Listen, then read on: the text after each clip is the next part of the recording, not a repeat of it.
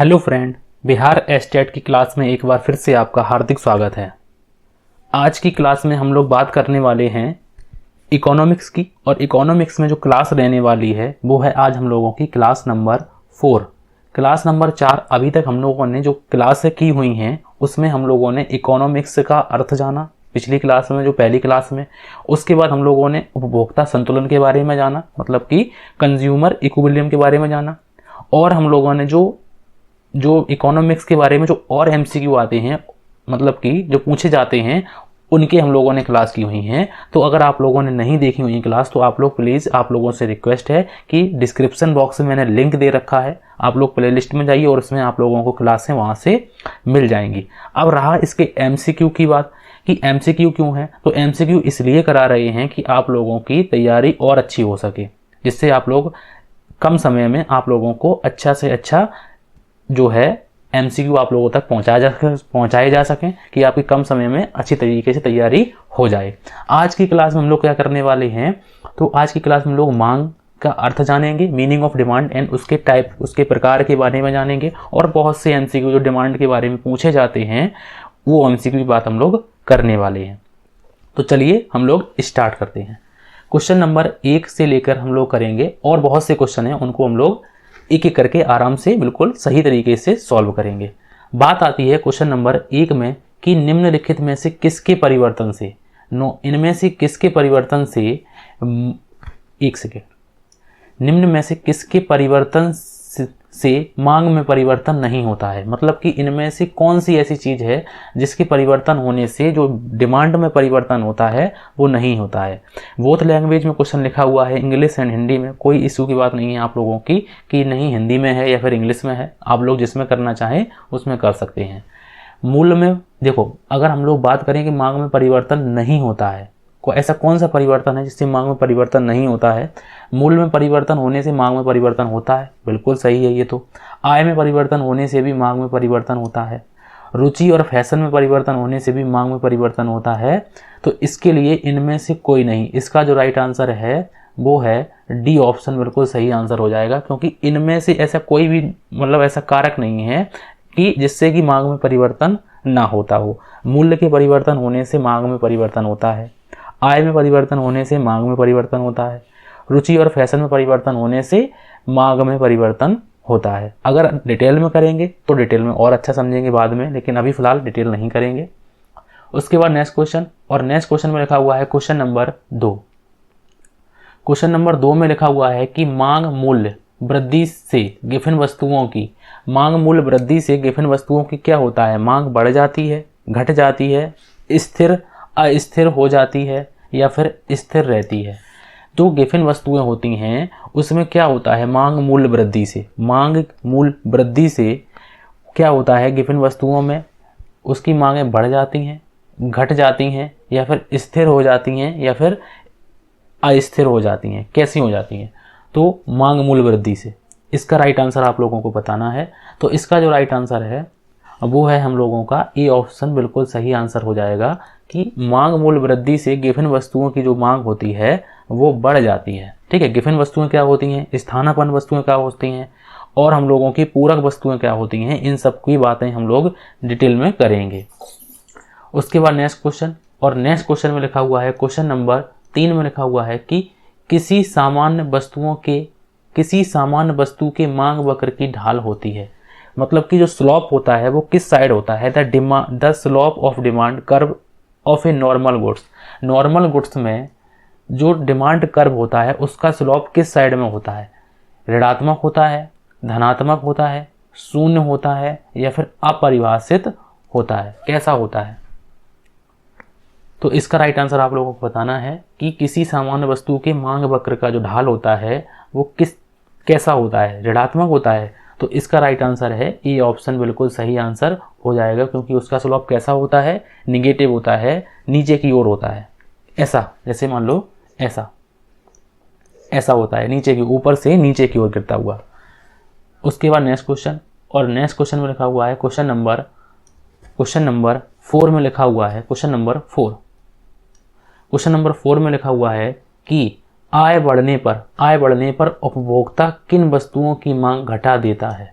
ऐसी कौन सी वस्तुएं होती हैं कि बस अगर व्यक्ति की आय बढ़ती है, इनकम में अगर इंक्रीज होती है, इनकम इंक्रीज होती है, तो कंज्यूमर कौन सी वस्तुओं की जो डिमांड करता है वो घटा देता है। कैसी वस्तुएं होती हैं? तो वो निम्न कोटि की वस्तुएं होती हैं, सामान्य वस्तुएं होती हैं, गिफिन वस्तुएं होती हैं, या फिर ए और बी दोनों।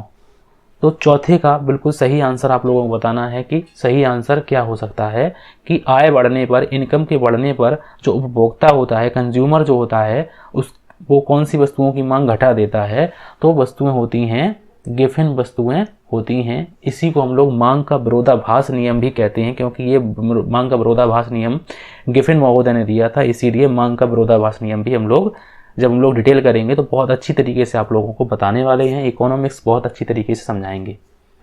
उसके बाद नेक्स्ट क्वेश्चन, और नेक्स्ट क्वेश्चन में लिखा हुआ है क्वेश्चन नंबर 5। क्वेश्चन नंबर 5 में लिखा हुआ है कि मांग में परिवर्तन का निम्न में से कौन सा कारक है, कौन सा कारण है, sorry, which is the reason of change in demand. कौन सा ऐसा रीजन है, कौन सा ऐसा कारण है जिससे मांग में परिवर्तन होता है। उपभोक्ता की आय में परिवर्तन, तो बिल्कुल आय में अगर उपभोक्ता की इनकम में अगर परिवर्तन होता है तो उसकी मांग में परिवर्तन होता है, ये पहला कारण हो गया, बिल्कुल सही है। संबंधित वस्तुओं की कीमत में परिवर्तन, ये भी बात बिल्कुल सही है कि अगर उस वस्तु की कीमत में परिवर्तन होता है तो उसकी मांग में परिवर्तन बिल्कुल जायज़ होता है। जनसंख्या वृद्धि, जनसंख्या अगर वृद्धि होती है तो डिमांड में परिवर्तन तो बिल्कुल होगा, क्योंकि लोग डिमांड ज़्यादा करेंगे। इनमें से कोई, इनमें से सभी, तो इसका राइट आंसर है इनमें से सभी होगा, क्योंकि इन तीनों कारणों से क्या होता है, मांग में परिवर्तन होता है। तो इसलिए इसका जो राइट आंसर है वो है डी ऑप्शन, बिल्कुल सही आंसर हो जाएगा। उसके बाद नेक्स्ट क्वेश्चन, और नेक्स्ट क्वेश्चन में लिखा हुआ है क्वेश्चन नंबर 6 में लिखा हुआ है कि एक वस्तु की मांग वक्र डी से खिसक कर डी हो जाती है। एक वस्तु की जो मांग वक्र होता है इस प्रकार से है, जैसे मान लो कि ये डी है, ठीक है, ये डी लाइन है, उसके बाद ये कौन सी हो गई, ये डी हो गई, ये वाली। तो ये जो है खिसक कर किस मतलब कि एक वस्तु की मांग वक्र जो है डी से खिसक कर डी हो जाती है। तो ऐसी कौन सी वस्तुएं होती हैं? वस्तु की कीमत कम होना हो सकता है, वस्तु की कीमत बढ़ना हो सकता है, प्रतिस्थान वस्तुओं की कीमत बढ़ना हो सकता है, तो या फिर पूरक वस्तु की कीमत बढ़ना हो सकता है। तो इनका जो राइट आंसर है उसको आपको लोगों को बताना है कि इसका राइट आंसर क्या हो सकता है। तो इसका जो राइट आंसर है वो है हम लोगों का सी ऑप्शन, बिल्कुल सही आंसर हो जाएगा कि एक वस्तु की डी मांग वक्र जो होता है वो डी खिसक कर हो जाता है, तो हम लोगों की प्रतिस्थान वस्तुओं की कीमत बढ़ना हो सकता है। उसके बाद नेक्स्ट क्वेश्चन, और नेक्स्ट क्वेश्चन में लिखा हुआ है, अगर आप लोगों को मेरे क्वेश्चन अच्छे लगे और वीडियो अच्छा लगे तो प्लीज़ मेरे चैनल को ज़रूर सब्सक्राइब करें एसपी एजुकेशन को, जिससे मैं आप लोगों के लिए और वीडियो बना सकूं।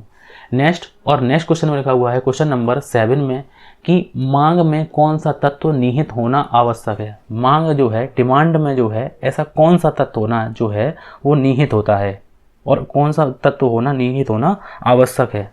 वस्तु की इच्छा, वस्तु की इच्छा बिल्कुल सही बात है, वस्तु की इच्छा होनी चाहिए व्यक्ति को लेने की। एक निश्चित मूल्य होना चाहिए वस्तु का, ये भी बिल्कुल सही बात है। साधन व्यय करने की तत्परता भी होनी चाहिए, तो ये भी बिल्कुल सही बात है। तो ये जो मांग में जो आवश्यक तत्व पूछे गए हैं, ये तीनों जो तत्व हैं वो मांग के तत्व हैं।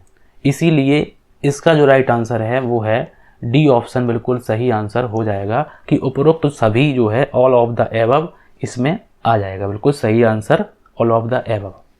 उसके बाद नेक्स्ट क्वेश्चन, और नेक्स्ट क्वेश्चन में लिखा हुआ है क्वेश्चन नंबर 8 में लिखा हुआ है कि मांग वक्र का सामान्यता ढाल होता है।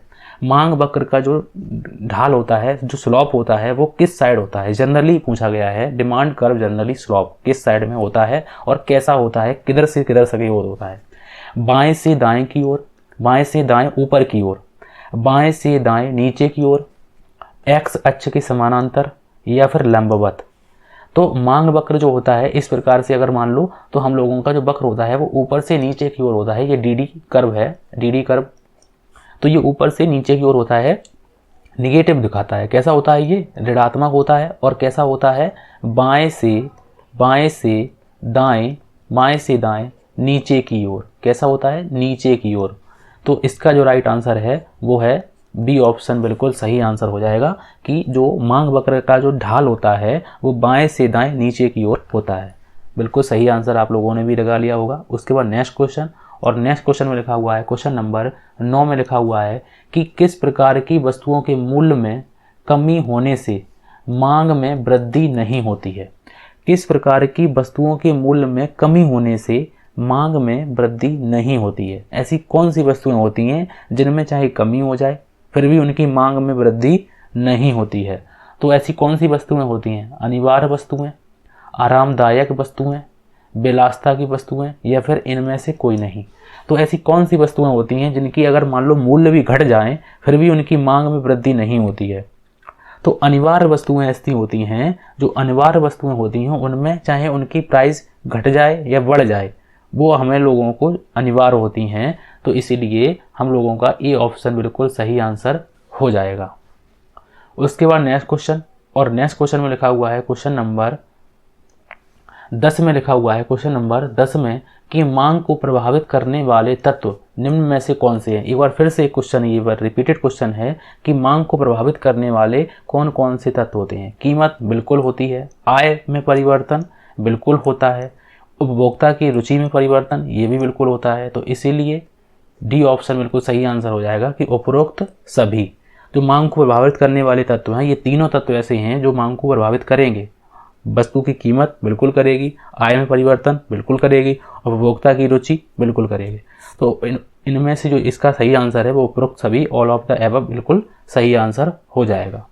उसके बाद नेक्स्ट क्वेश्चन, और नेक्स्ट क्वेश्चन में लिखा हुआ है क्वेश्चन नंबर 11 में लिखा हुआ है कि ऐसी वस्तुएं जिनका एक दूसरे के बदले प्रयोग किया जाता है कहलाती हैं। ऐसी कौन सी वस्तुएं होती हैं जिनका एक दूसरे के बदले में हम लोग प्रयोग करते हैं, उनको वो कौन सी वस्तुएं कहलाती हैं? जैसे मान लो कि आप लोग ये क्रिकेट टीम है, ठीक है, ये खेल का मैदान है और यहाँ पे खिलाड़ी बहुत से खेल रहे हैं, खिलाड़ी लगे हुए हैं। अब मान लो कोई खिलाड़ी के चोट लग जाती है तो वो खिलाड़ी हम लोग बाहर कर देते हैं और दूसरा खिलाड़ी इसकी जगह पर आ जाता है, तो इसी को हम लोग सब्स्टिट्यूट बोल देते हैं।